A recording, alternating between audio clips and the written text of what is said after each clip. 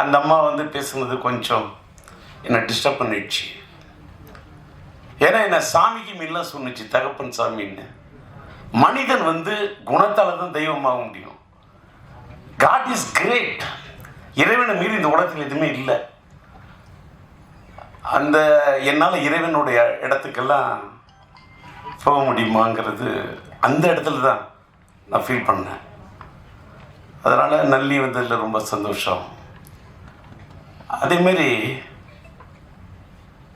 நான் விக்ரமன் கூப்பிட்றேன்னு சொல்லிட்டு இந்த மேடையில் வந்து என்னுடைய பிஆர்ஓவா ஒரு உயிரிழந்த படத்தின் ஒரிஜினல் பிஆர்ஓ என்னுடைய என்னால் உருவாக்கப்பட்ட என் அன்பு தம்பி விபி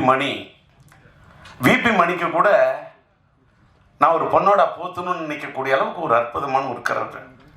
என்னடா ஒரு பிஆர்ஓக்கு அப்படின்னா, அதாவது பிஆர்ஓ தான் என் மெயின். ஒரு பூவோட வாசத்தை வெளியில் போய் சொல்கிறது தென்றல். அது மாதிரி ஒரு இயக்குனரை பற்றி, ஒரு தயாரிப்பாளரை பற்றி, ஒரு கலைஞனை பற்றி வெளியில் போய் எடுத்து சொல்கிறதே ஒரு பிஆர்ஓ தாங்க.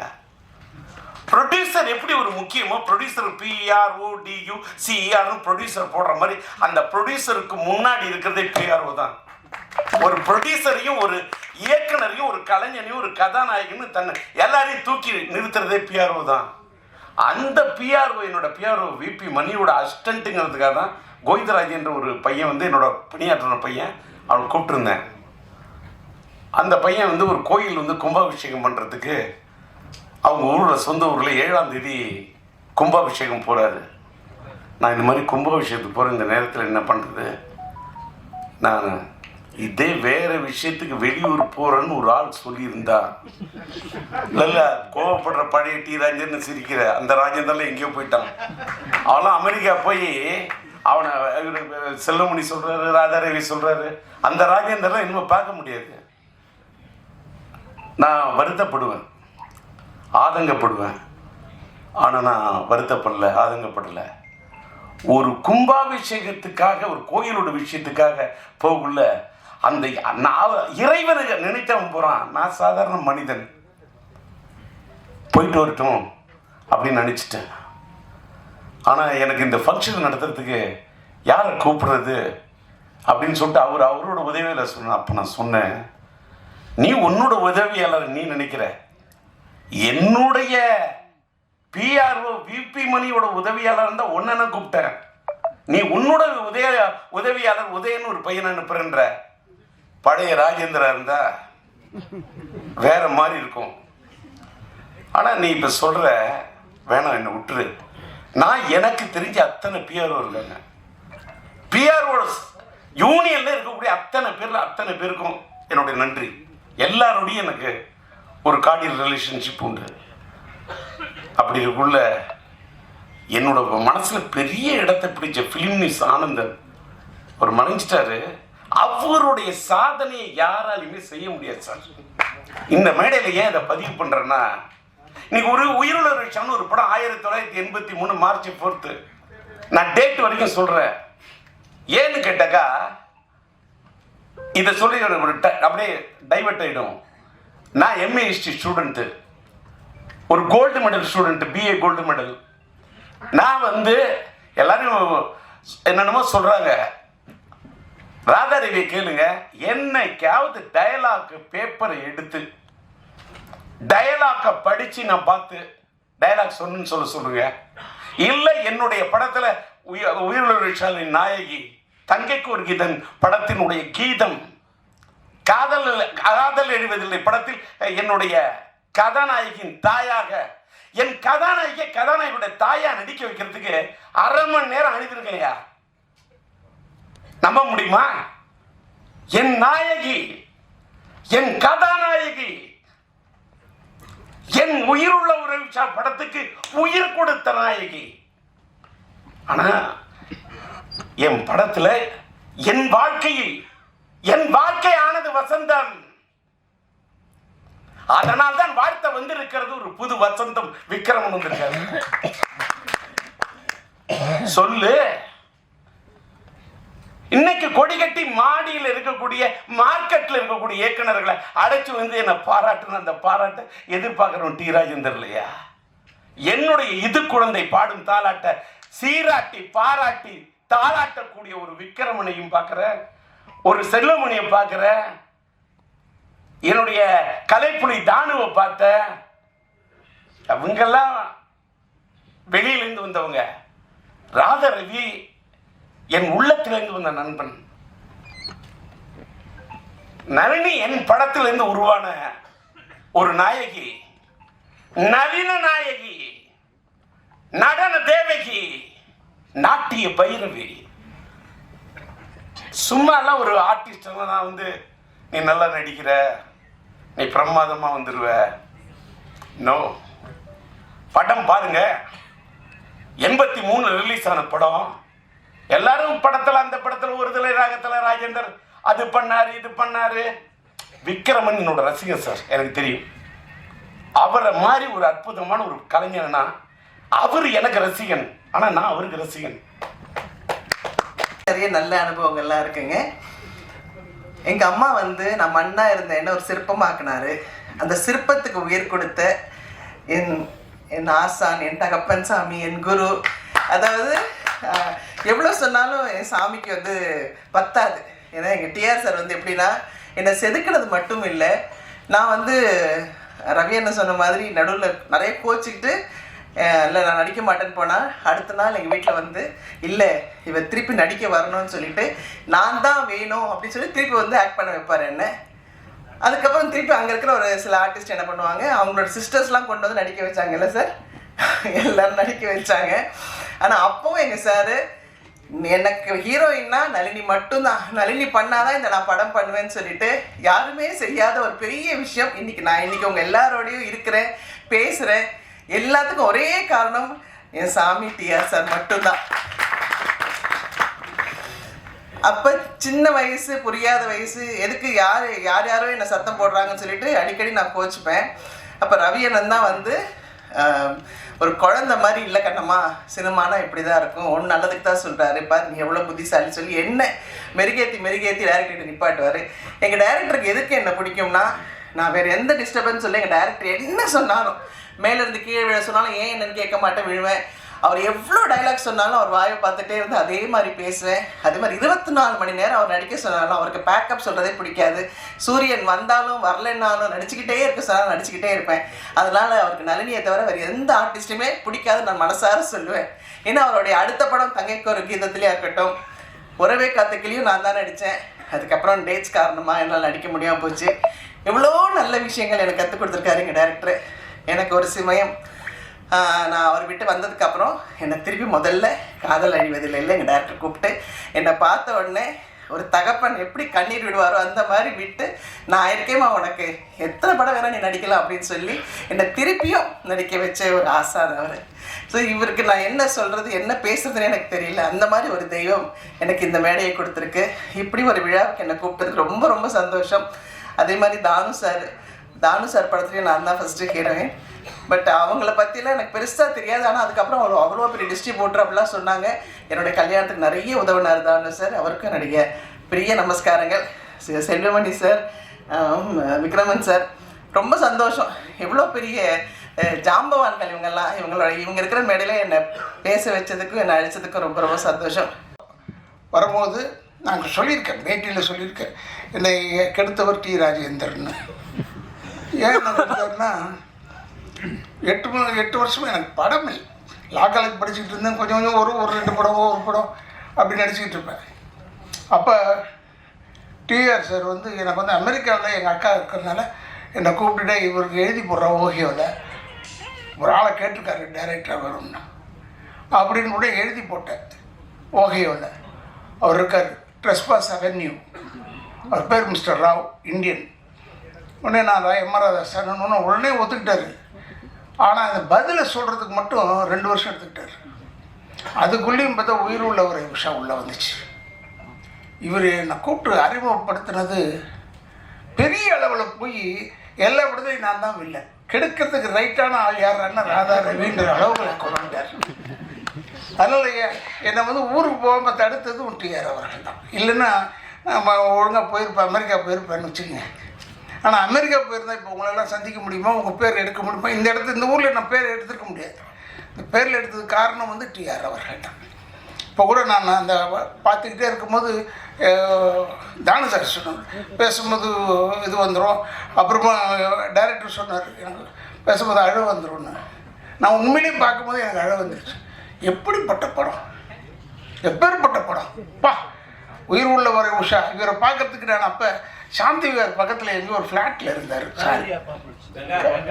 கங்கா அப்பார்ட்மெண்ட்ஸ்.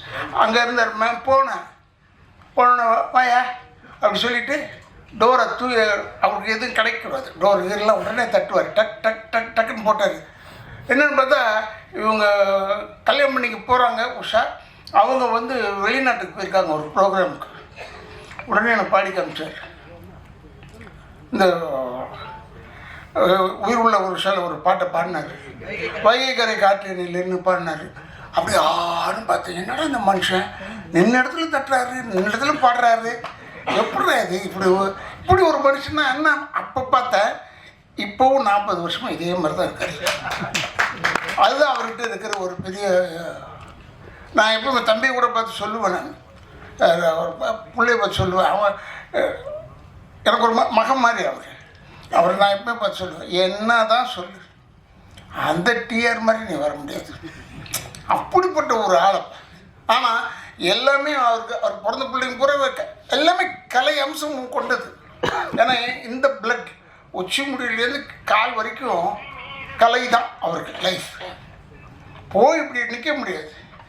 என்னென்னா இப்போ கொஞ்சம் நேரங்கள்லாம் பார்க்க ஆரம்பிச்சிட்டாரு, அது வேறு, அதை பற்றி நமக்கு ஒன்றும் கவலை இல்லாது. என்னென்னா இவரை நம்பி நான் வீட்டுக்கு போயிட்டேன். நான் எப்போ அடிக்கடி வீட்டுக்கு போவேன். அப்போ சிவாஜி அப்பா வீடு பக்கத்தில் இருந்தார். அங்கே போனோம்னா மேலே நின்றுட்டே இருந்துட்டு, மேலே தானே இருக்கார், என்ன டிஆர் எப்படி இருக்கீங்க அப்படி செஞ்சுட்டார். அப்படி செஞ்சுட்டாரு, பேசக்கூட மாட்டாரு, ஹலோ சொல்ல மாட்டாரு. அந்த கோவம் எனக்கு. உடனே என்னை கூப்பிட்டு ஒரு அம்மா வந்து உங்களை உள்ளே உட்கார சொன்னாங்க. நான் இப்போ ஆஃபீஸ் ரூம் அந்த பக்கம் ரைட் சைடு உள்ளே உட்காந்துருந்தேன். வந்தார். இல்லையா இந்த டைமில் உனக்கு பேசக்கூடாது உன்னோட, அதுக்காக தான் நான் பேசலை, இது முதல்ல தெரிஞ்சிருக்கலாம்ல. அவர்கிட்ட கோச்சுக்கவும் முடியாது. அவர் சொல்கிறது பூரா செய்கிறது பூரா எல்லாமே நல்லது. என்னென்னா அவருடைய இன்னொரு படத்தில் நடித்தேன், நானும் நளினியும் ஜோடி. அப்போ அதில் நான் சென்ட்ரல் மினிஸ்டராக நடித்தேன், காதல். அது ஹைதராபாத்தில் எடுக்கிறோம். என்ன ஒரு லாபம்னா டெய்லி ஒரு கோழி அவுட்டு ரெடியாக இருப்போம் நாங்கள். நான் இன்றைக்கி என்ன கோழி ஃப்ரை பண்ணிட்டியா அப்படி சொல்லுவோம். எனக்கு தெரியும் எப்படி ஒரு டெய்லி ஒரு கோழி உண்டு. அது ஒரு எல்லாருக்கும் கொடுக்குறதுல அவ்வளோ அன்பானவர். இப்போ கூட சொன்னார், அவருக்கு எழுதி வச்ச வசனம்னு தானு சார் சொன்னாங்க. நான் பார்த்ததில்லை இப்படி ஒரு மனுஷனை, நான் பார்த்ததே இல்லை. ஏன்னா டைலாக்ன்றது ஒரு புக்கு கிடையாது, கையில் ஒரு பேப்பர் மட்டும்தான் இருக்கும். இந்த screenplay of the picture scene order படி இவர் பாட்டுக்கு சொல்லிக்கிட்டே இருப்பார் டைலாகை, நம்ம பாட்டுக்கு சொல்லிக்கிட்டே இருக்கணும். திடீர்னு ஏவிஎம்மில் எடுத்துகிட்டு இருக்கும்போது இந்த படம் நான் காதல் ஏவியத்தில் எடுத்துக்கிட்டே இருந்தேன். இல்லை ஏன்னா நீங்கள் எடுத்தது ஏவிஎம்மில் இது தான். இந்த ஒரு சீன் எடுத்தீங்க, சுற்றி நடந்து வந்தேன். நடந்து வர இவர் பாட்டுக்கு டைலாக் சேர்க்குறாரு ஒரு பாட்டுக்கு. நானும் விடாமல் அப்படியே நடந்து பேசிக்கிட்டே இருந்தேன். அப்போ திடீர்னு ஒருத்தன் எட்டி பார்த்துட்டான் அங்கேருந்து. யார் அதை எட்டி பார்த்ததுன்னு நாங்கள் பேசிக்கிட்டு இருந்ததான் இவர் உடனே யார் எங்கடா அப்படி வந்தார். உடனே இப்படி பார்த்தாரு. பார்த்துட்டு சரி அவன் இந்த வீட்டு வேலைக்காரன், கதையை வச்சுக்க அவனாலே செய்ய. செவி குளிர சிந்த மகிழ டிஆர் அவர்களின் இசை அங்கிங்கனாதபடி எங்கும் பிரகாசமாக செவிகளெல்லாம் ஒலித்து கொண்டிருக்கக்கூடிய ஒரு பாடல். என்னவோ ஒரு உண்மை இந்த மேடையில் முழு வெளிச்சம் போட்டு காட்டத்தான் செய்கிறது. உயிர் உள்ளவரை உஷா இந்த டைட்டில் வந்து முதல் காலிக் பிரதர்ஸில் வந்து நான் ராஜி டிஆர் அவங்க துணைவியார் அவங்க ஒரு பேர் பேசின போது இந்த டைட்டில் சொல்கிறாரு, தானே இந்த டைட்டில் கேட்டுக்கிறியா, என்ன டைட்டில்னு கேட்குறேன்.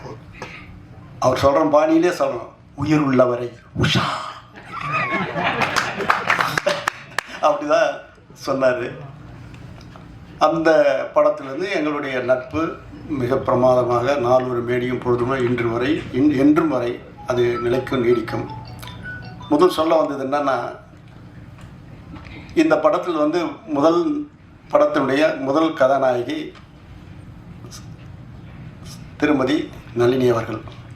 எனது முதல் படம் யார், அந்த படத்தினுடைய என்னுடைய படத்தினுடைய கதாநாயகி திருமதி நளினி அவர்கள் தான். நிறைய விஷயங்கள் எங்களோட பகிர்ந்துக்கிட்டு இருக்குது. அதாவது கூலிக்காரனில் அவர் எழுதின பல்லவி தான் இன்னைக்கு வர அது நிற்குது பாருங்கள். பச்சை கூறி தப்பாது, இந்த புலி தொக்காது, எதை கண்டும் மஞ்சாது, எதிரியை விடாதுன்னு அவர் எழுதின பச்சை கூறி தப்பாது, இந்த புலி தோக்காதுன்னாரு அவர் எழுதினார். அந்த புலி கலைப்புலி அந்த நிறுவனம் இன்னி வரை என்றைக்குமே அது நிலைத்து நிற்கக்கூடியதுக்கு அவர் வந்து ஆத்மார்த்தமாக எழுதின எழுத்து. அதாவது கவிச்சொல் புவியாளன்னாங்க. அவருடைய கவிக்கு ஈடு இணை யாருமே இல்லைன்னு சொல்ல முடியும். மிகப்பெரிய பாடலாசிரியர்லாம் வந்து வியந்து போற்றி பாராட்டிய பாடல் இது குழந்தை பாடும் தாலாட்டு, இது இரவு நேர பூபாலம், இது மேற்கில் தோன்றும் உதயம், இது நதி இல்லாத உரம். இப்படி அதாவது இல்பொருள் ஓமியன்னு சொல்லுவாங்க இலக்கியத்தில். இல்லாததை இருக்கிற மாதிரி சொல்கிறது. இப்படிப்பட்ட ஒரு படைப்பை படைத்து யார் இந்த பாடலாசிரியர் என்று கேள்வி கேட்க வைத்தவர் டிஆர் அவர்கள். அப்படிப்பட்ட ஒரு சிறப்பியல்புகளை கொண்டவர் அவர். வந்து நானும் அவரும் அதிகமாக நிறைய கலந்துரையாடி இருக்கிறோம். அப்படிப்பட்ட சூழலில் ஆவடி ராமரத்னா தேட்ரு தண்டந்தளி மலர்னு ஒரு படத்துடைய பூஜை, நாளைக்கு காலையில் பூஜை. அன்றைக்கி நைட்டு நாங்களாம் உட்காந்து இந்த கார் பேனட்டில் போடுறாருங்க அந்த பாட்டு. முதல் இரவு மொழி நிலவு பாலும் கொண்டு பழமும் கொண்டு பள்ளி அறை வாசல் வந்து 10 விரல் மேனி எங்கும் பாத யாத்திரை. இப்படி அதே மாதிரி அதோடு மட்டும் இல்லை, ஜெமினியில் அவ்வளோ பெட்டி டெலிவரி கொடுக்குற நேரம் என்னை வெளில கொண்டு வர தானே இந்த பாட்டை கேட்குறேன் சொல்லுமா அப்படின்னு. அதான் தங்க நிலவே உன்னை ஊரிக்கி தங்க சிக்கி தங்க நகை செய்திடவோ, நட்சத்திரமே உன்னை உடைத்து வைர நகை பண்ணிடவோ, ஆரிரோ அரிராரி.